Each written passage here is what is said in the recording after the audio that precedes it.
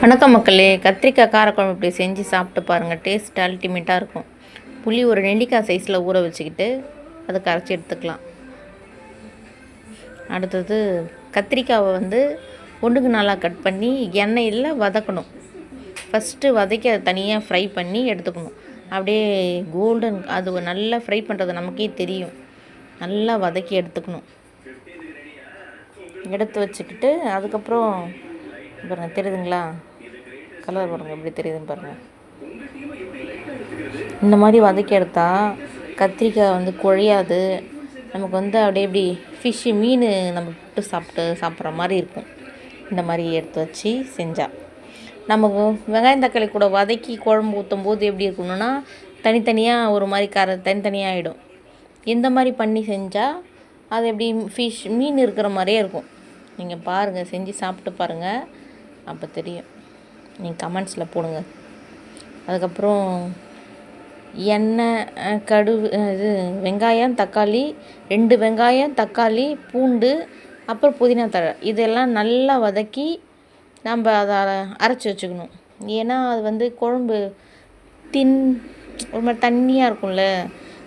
புளி ஒரு கிண்ணம் சைஸில் நம்ம ஊற வச்சுக்கலாம், எடுத்துக்கலாம்.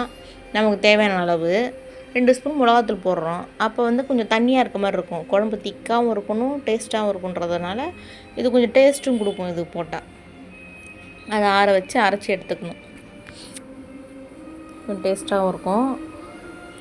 காரக்குழம்புனால யாருக்குமே பிடிக்காது பசங்களுக்கெலாம். இப்போ இந்த மாதிரி செஞ்சு கொடுத்தா கண்டிப்பாக சாப்பிடுவாங்க. புளி கரைச்சிட்டேன், மிளகாத்தூள் 2 ஸ்பூன் போட்டு கரைச்சி வச்சுருக்கேன். தேவையான அளவு உப்பு போட்டிருக்கேன். இப்போ குழம்புல நமக்கு எவ்வளோ குழம்பு வேணுமோ அந்த அளவுக்கு நம்ம கரைச்சி வச்சா போதும். அது அந்த சின்ன கிண்ணத்தில் நான் பாதி தான் வச்சுருக்கேன். காரக்குழம்புனால கம்மியாக தானே ஊற்றி சாப்பிடுவாங்க. இது மிக்சியில் போட்டு அரைக்க போகிறேன். அரைச்சி எடுத்துக்கிட்டேன் பாருங்கள், பார்க்குறதுக்கு நல்லா இருக்குல்ல. அதுக்கப்புறம் கடாயில் எண்ணெய் ஊற்றணும். எண்ணெய் ஒரு 150 எண்ணெய்கிட்ட ஊற்றுங்க. ஆனால் தெரியல தானே, என் வானல் அந்த மாதிரி ஒரு நல்ல புது வானல் வாங்கி போடணும். வடகம் போட்டிருக்கேன். எண்ணெய் ஊற்றிட்டு வடகம் போட்டு அதுக்கப்புறம் வெங்காயம், தக்காளி, கருவேப்பிலை இதெல்லாம் போட்டு நல்லா வதக்கணும். அப்படியே கோல்டன் கலரில் வரணும். உப்பு கொஞ்சம் போட்டால் அது சீக்கிரமாக வதங்கிடும்.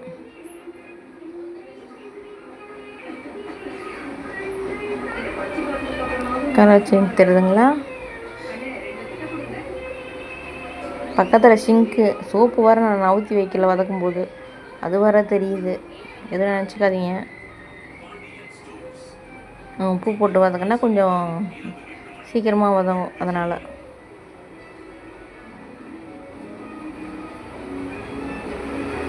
ரொம்ப ஸ்லோவாக போதில்ல, புரியுது. இந்த புளி கரைக்கும் போது தண்ணி நமக்கு தேவையான அளவு கரெக்டாக வச்சுக்கோங்க, அவ்வளோதான். அப்புறம் அரைச்சி வச்சுருந்த மசாலா போட்டிருக்கேன். மசாலாவும் மஞ்சத்தூளும் போட்டிருக்கேன். போட்டு அதை வதக்கணும். அதை வதக்கினோன்னே நம்ம ரெடி பண்ண பாருங்கள், அது ரொம்ப வதக்க தேவையில்ல. ஏற்கனவே அதை நம்ம வதக்கி தானே அரைச்சிருக்கோம். அதனால் லைட்டாக வதக்கினா போதும். வதங்கினதுக்கப்புறம் நம்ம குழம்பு ரெடி பண்ணி வச்சுருக்கோம்ல, அந்த குழம்பு எடுத்து ஊற்றணும்.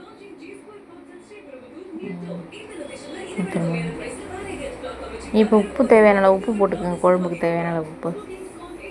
ஆனால் உப்பு தான் புளியில் ஊற்றிட்டேன். டேஸ்ட் பார்த்துட்டு போடுங்க. நான் வர மறந்துட்டு சொல்கிறேன்.